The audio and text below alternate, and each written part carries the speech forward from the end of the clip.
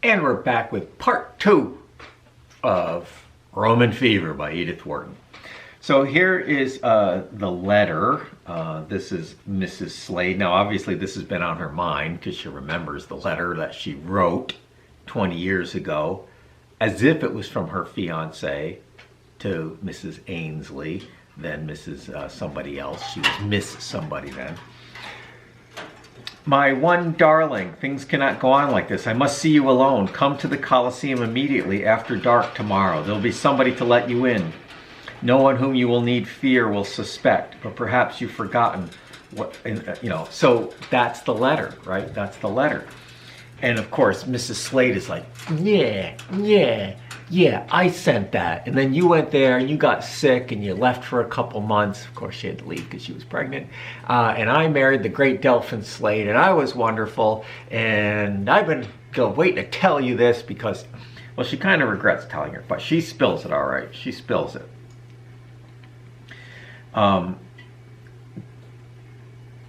What she did not expect to have happen, I said this earlier, I'll say it again in case you're still a little confused. Mrs. Ainsley writes back and says, yeah, I'll meet you there. And he's like, oh, cool. And he meets her there and they have sex and they create Barbara. And of course, Mrs. Ainsley can't believe it. Like the one letter that she had from him, the one letter she had wasn't even written by him. And so that's been taken from her, right? And at that point, you might think, oh, well, gee, interesting. That's terrible. But then the story continues.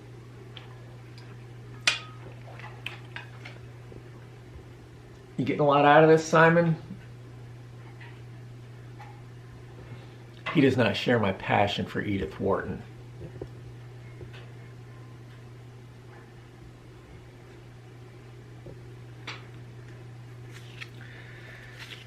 Okay, so yes.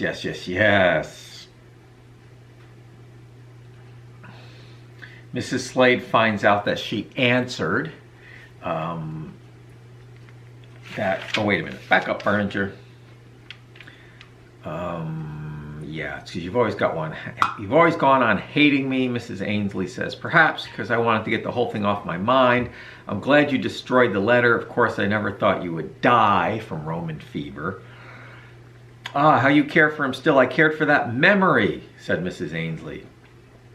You tried your best to get him away from me, didn't you? But you failed and I kept him. That's all. Yes, that's all. I wish now I hadn't told you. I had no idea you'd feel about it as you do. I thought you'd be amused. Yeah, right. It all happened so long ago, as you say, and you must do me the justice to remember that I had no reason to think you'd ever taken it seriously. How could I, when you were married to Horace Ainsley 2 months afterward? Well, they got married quickly because she was pregnant with the other guy's baby. People were rather surprised. They wondered at its being done so quickly. Didn't add up to you there, Mrs. Slade. And your marrying so soon convinced me that you'd never really cared. Well, she cared. Because, hey, if she had just said, I have the baby, and the reputation would be ruined. And this is a society, this upper class society where reputation is everything. Which is not good, right? Not good. I suppose I did it as a sort of a joke. A joke? Well, girls are ferocious sometimes. Mrs. Ainsley hesitated, but I answered the letter. I told him I'd be there. Oh, God, you answered? I never thought of you answering. It's odd you never thought of it if you wrote the letter. Yeah, I was blind with rage. Mrs. Ainsley rose, drew her first scarf about her. It's cold here. We'd better go. So Mrs. Ainsley wants to get out of there before she spills it that Barbara is the daughter of her and Mr. Slade.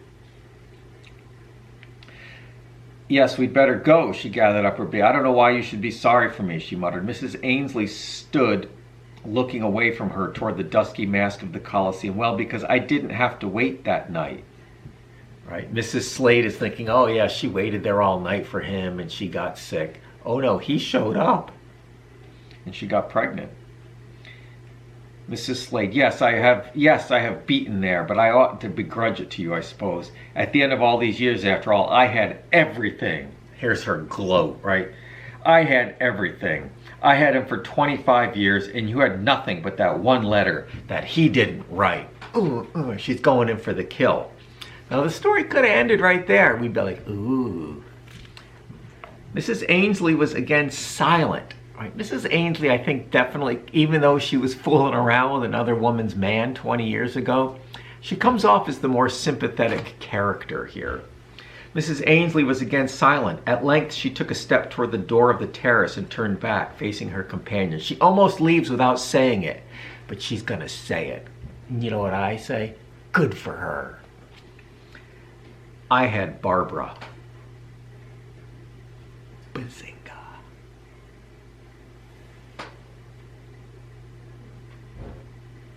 Mrs. Slade, yeah. She said, and I began to move ahead of Mrs. Slade toward the stairway. That's when she, boom, right? Mrs. Slade thought she was doing a boom by saying, I wrote the letter 20 years ago. She does the boom saying, guess what? We met, we had sex, we had, Barbara is the child of us. Now, let's talk genetics here for a minute, right? Mrs. Slade in the story can't figure out how such a Barbara, the vivacious one, Jenny, the sweet, good one, Barbara, the also good, but just the it girl, the angel with rainbow wings. Mrs. Slade is saying, how did such a remarkable young woman come out of these two? The Ainsleys? Come on, they're just sort of dolts, you know? And then she finds out that Barbara's half her genes came from Mr. Slade, the great Delphin Slade, her future husband, the husband she had for 25 years. I guess it was 25 years ago, not 20. So Barbara and Jenny have the same dad. So the two girls in the story, the 25-year-olds, the two girls in the story have the same dad. So if one has got the it factor and the other one is just a good old angel, where'd the it factor come from? Mrs. Ainsley, right? Ainsley is where the it factor came from because the girls have the same dad.